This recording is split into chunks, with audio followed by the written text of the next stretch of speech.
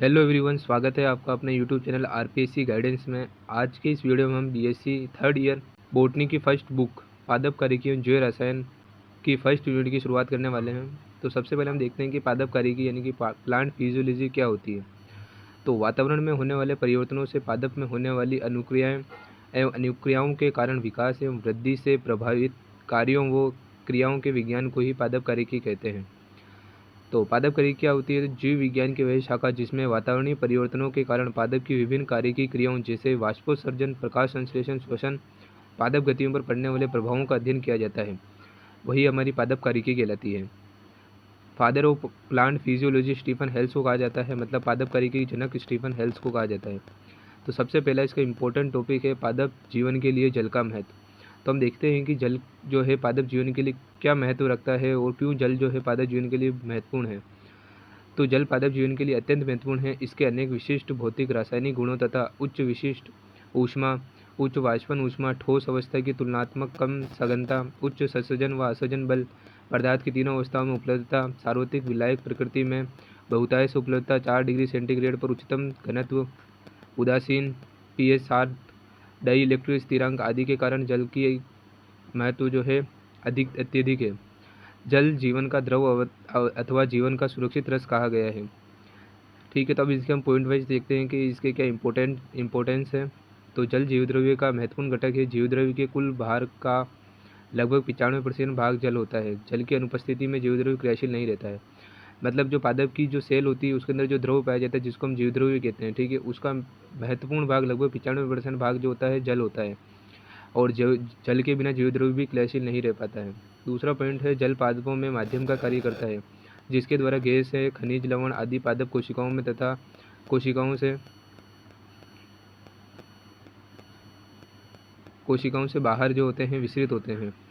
सजीवों के कई कार्बनिक अवयवों जैसे कार्बोहाइड्रेट, प्रोटीन, एंजाइम आदि जल के अभाव में अपने भौतिक तथा रासायनिक लक्षणों को अक्षुण्ण नहीं कर पाते हैं। प्रकाश संश्लेषण क्रिया में हाइड्रोजन परमाणुओं का संभारक जल है जो CO2 के अपचयन में प्रयुक्त होता है। ठीक है, तो प्रकाश संश्लेषण की क्रिया में जली जो क्या करता है, CO2 का अपचयन करता है और खुद जो होता है ऑक्सीकृत हो जाता है। ठीक है, इसलिए प्रकाश संश्लेषण को हम ऑक्सीकरण अपचयन अभिक्रिया भी कहते हैं।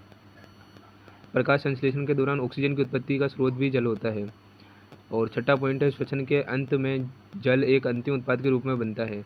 पादपों में नवजात अंगों की वृद्धि में जल द्वारा उत्पन्न स्फीति अनिवार्य होती है। जल पादपों की अनेक जैविक क्रियाओं में प्रत्यक्ष अथवा परोक्ष रूप से भाग लेता है। कार्बोहाइड्रेट तथा कार्बनिक अम्लों का अंतः परिवर्तन वस्तुतः जल अपघटन तथा संघनन जैसी क्रियाओं द्वारा संपन्न होता है। जल कोशिकाओं की स्फीति को बनाए रखने के लिए परम आवश्यक है। स्फीति कोशिका ही जैविक क्रियाएं कर सकती है। ठीक है, तो जल अगर किसी कोशिका में ज़्यादा इकट्ठा हो जाता है तो वह बाहर की ओर दाब लगाता है। इस बाहर की ओर लगने वाले दाब को हम क्या कहते हैं? स्फीति दाब कहते हैं। और यह अवस्था जो होती है कोशिका की, वो स्फीति अवस्था कहलाती है, यानी कि फुली हुई अवस्था। ठीक है, तो स्फीति अवस्था को बनाए रखने के लिए जल बहुत आवश्यक होता है। अब 10वां पॉइंट है हमारा, अधिकांश उपापचयी क्रियाएं द्रव माध्यम में ही संपन्न हो सकती है।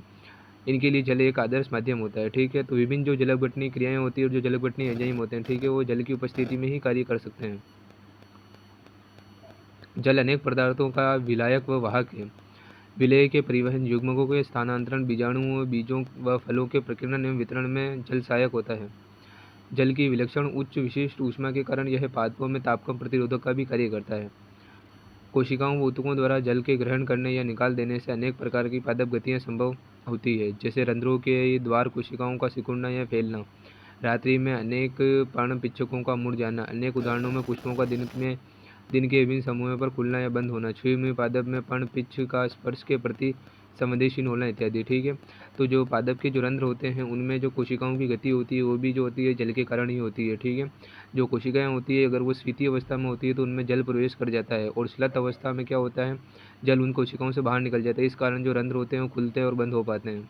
तो इस प्रकार से जल जो है पादप जीवन के लिए अत्यंत महत्वपूर्ण होता है।